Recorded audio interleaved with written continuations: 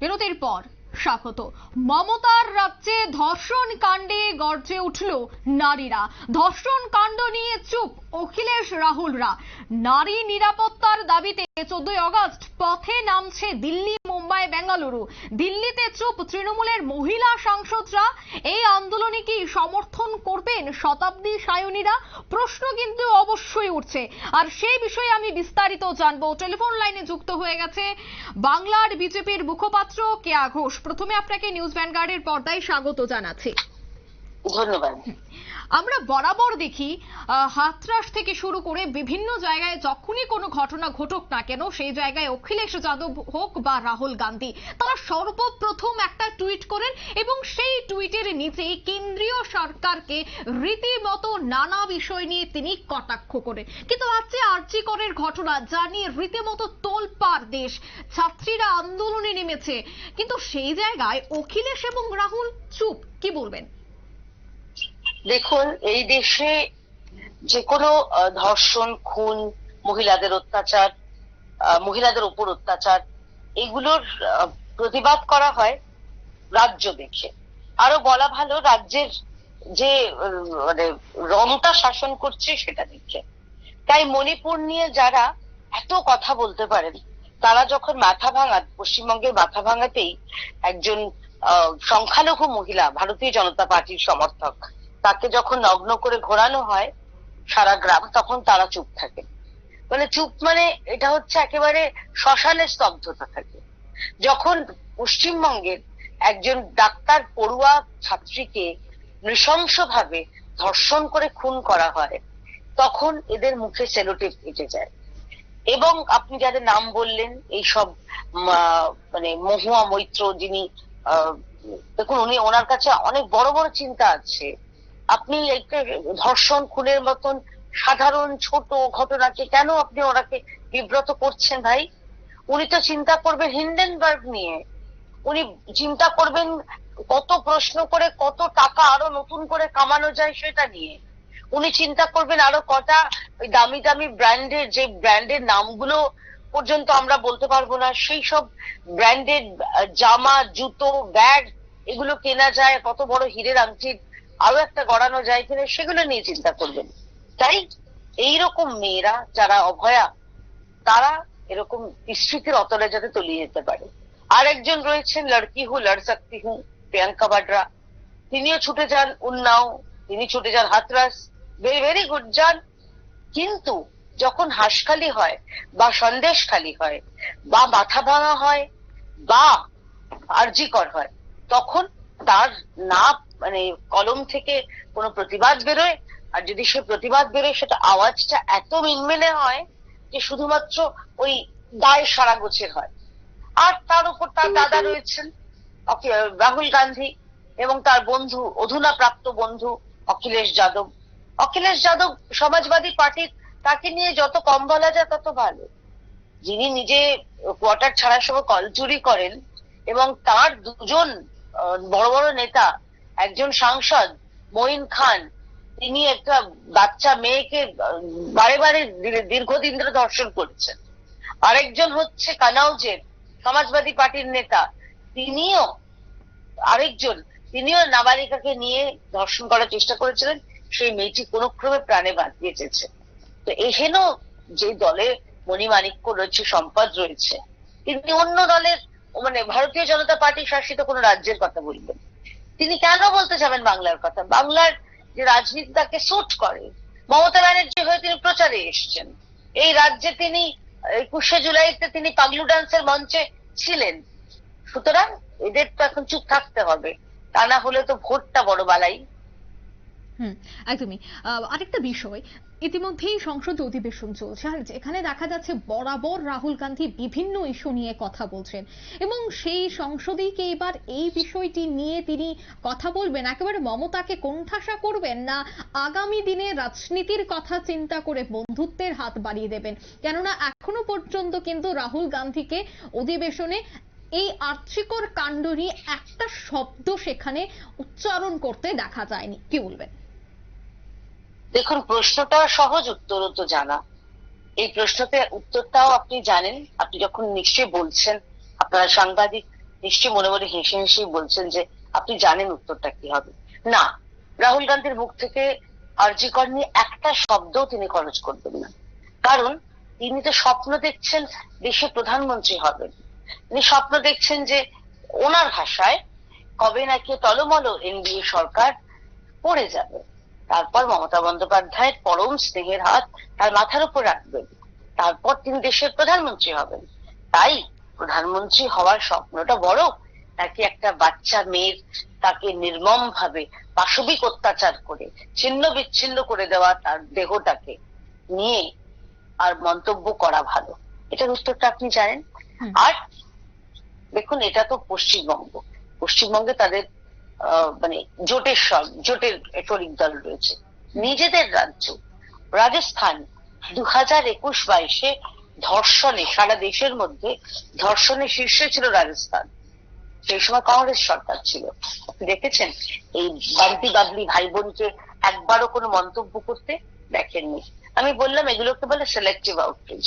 আর এই পশ্চিমবঙ্গের আরো কিছু রয়েছেন, এটা এখন নতুন সাংসদ হয়েছে, খুব লাফালাফি করছেন, সাগরিকা ঘোষ। আমি তিনিও কিছু বলবেন না। আসছিলাম যে তৃণমূলের কিছু সেলিব্রিটি মহিলা সাংসদও রয়েছে, তারা বারবার দাবি করে যে মমতার রাজ্যে মহিলারা মেয়েরা নিরাপদ। আচ্ছা, সেই জায়গায় সেলিব্রিটি সাংসদরাও আশ্চর্যভাবে চুপ। কি বলবেন বিষয়টা নিয়ে? বলবেন না তো, কেন বলতে যাবেন?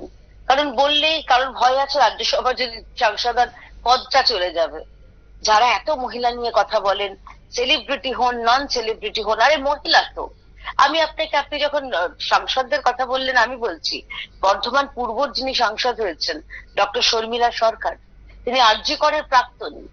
তিনি এই ঘটনার পরে একবার যেতে পেরেছেন না। তার নিজের জেলাতেই তৃণমূলের লোকাল নেতা অভিযুক্ত ধর্ষণ কাণ্ডে, তিনি তার পাশে দাঁড়িয়েছেন।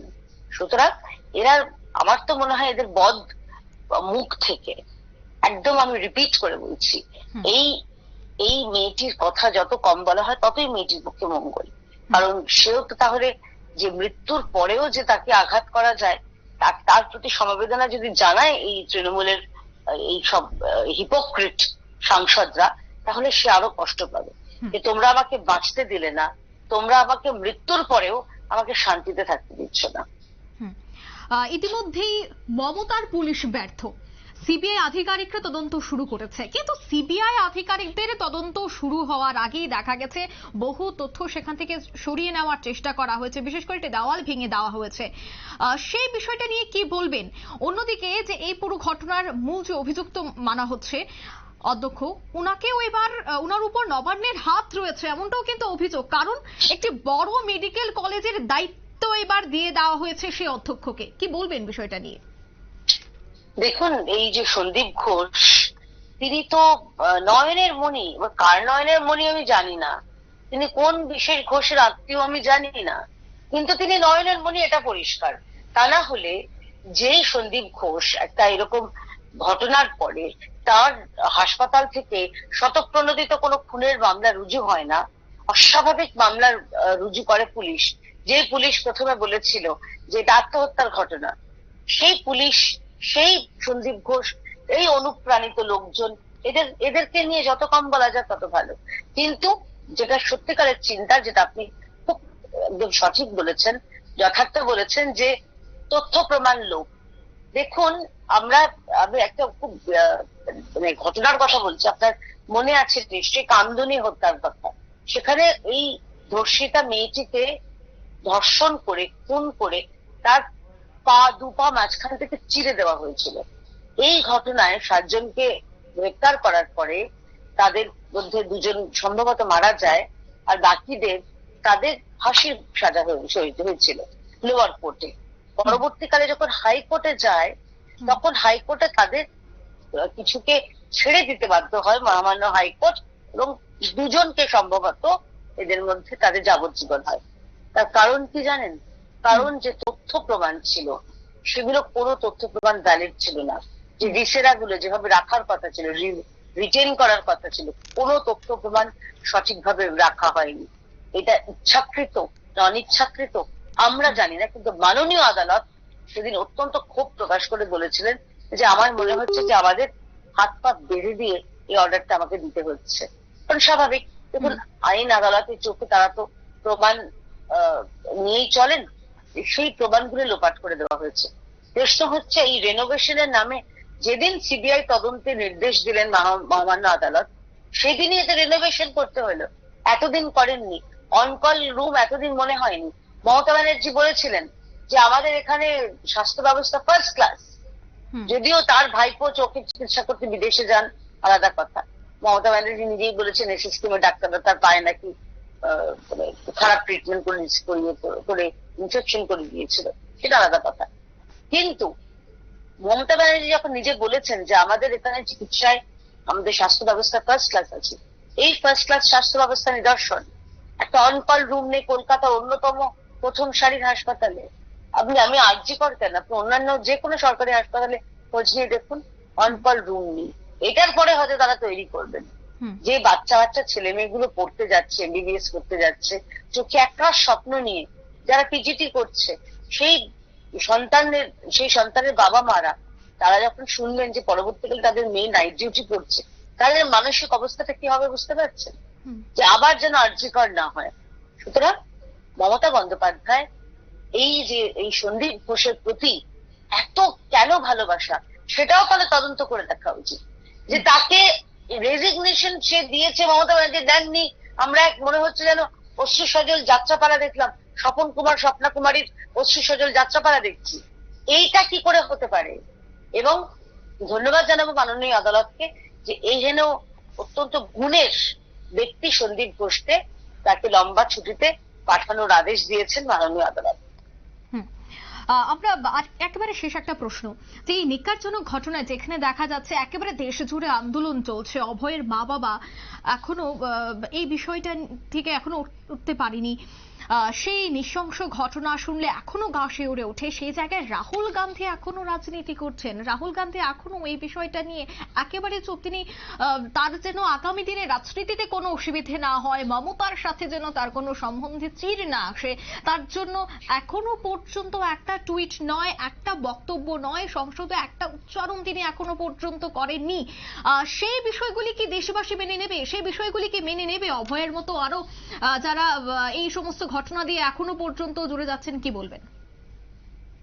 দেখুন, দেশবাসী তো সবভাবে মানবেন না।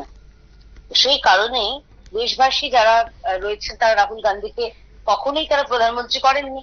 এবং আমি আপনাকে বলছি, ওনার এমনিতে 50 বছর বয়স, আরো অন্তত 30 বছর তিনি সক্রিয় রাজনীতিতে থাকবেন আশা করছি। তিনি আগামী 30 বছরের দেশের প্রধানমন্ত্রী হবেন না। কারণ যে মানুষের দেশের একজন মেয়ের প্রতি সহমর্মিতা নেই, শুধুমাত্র রাজনৈতিক ঘৃণ্য সংকীর্ণ রাজনীতির কারণে তাকে কেউ দেশের প্রধানমন্ত্রী হিসেবে মেনে নেবে না। তিনি এখন মানে বিরোধী দলনেতা হয়েছেন 1900 সম্ভবত 84 পর থেকে 85 পর থেকে একবারও কংগ্রেস তার একক সংখ্যাগরিষ্ঠতাই পায়নি। সেই রকম দল 2014 আর 19-এর এবং 24-এর যোগফল মিলিয়ে ভারতীয় জনতা পার্টির ধারে কাছে পৌঁছতে পারেননি, ট্রিপল ডিজিটে পৌঁছতে পারেননি। তিনি যখন এই বড় বড় কথাগুলো বলেন না, বিরোধী নেতা হিসেবে উনি হিন্ডেনবার্গ নিয়ে কথা বলতে পারেন, কারণ সেগুলোতে তার ইন্টারেস্ট আছে। দেশকে যে ডিস্টেবিলাইজ করতে চায়, দেশের অগ্রগতিকে যে থামাতে চায়, দেশের ভালো যে দেখতে পারে না, এখানে রাহুল গান্ধীকে মানুষ কি করে বিশ্বাস করবে বলুন? সেই জন্য তাকে ওই 99 পর্যন্ত তার ওই সকল রথের চাকাটা আটকে গেছে। লাফালাফি করুন, বাচ্চা ছেলে, প্রথম হয়েছেন, একটা কোনো এরকম বড় দায়িত্ব পেয়েছেন, লাফালাফি করুন। মা বলে দিয়েছে বাচ্চা ছেলে কি লাফালাফি করতে করুক, কিন্তু দেশের প্রধানমন্ত্রী হওয়া, বিদেশ নীতি চিন্তা ভাবনা করা, এগুলো মানে একটা হিন্দিতে একটা কথা আছে না, বাচ্চো কি বাত নেই, এই বাচ্চা নয়, কিন্তু বালক বুদ্ধি তো বটেই, এটা তার অব্দি পৌঁছবে না। একদমই ধন্যবাদ আপনাকে বিস্তারিত তুলে ধরার জন্য। অর্থাৎ নারী নিরাপত্তা নিয়ে 14 আগস্ট পথে নামছে দিল্লি, মুম্বাই, বেঙ্গালুরু। এখনো পর্যন্ত চলছে প্রতিবাদ। মমতার রাজ্যে ধর্ষণ কাণ্ড নিয়ে গর্জে উঠল নারীরা। ধর্ষণ কাণ্ড নিয়ে চুপ অখিলেশ রাহুলরা। তবে কেন? সংসদে একাধিক বিষয় নিয়ে রাহুল গান্ধী শাসক দলকে নিশানা করছে, তবে আর্যিকর কাণ্ড নিয়ে কেনই এখনো পর্যন্ত চুপ রাহুল গান্ধী? তবে কি রাজনীতির কথা চিন্তা করেই তিনি এখনো পর্যন্ত চুপ? প্রশ্ন কিন্তু উঠছে রাজনৈতিক মহল থেকে। নিয়ে নিচ্ছে ছোট্ট একটি বিজ্ঞাপন বিরতি, সঙ্গে থাকুন।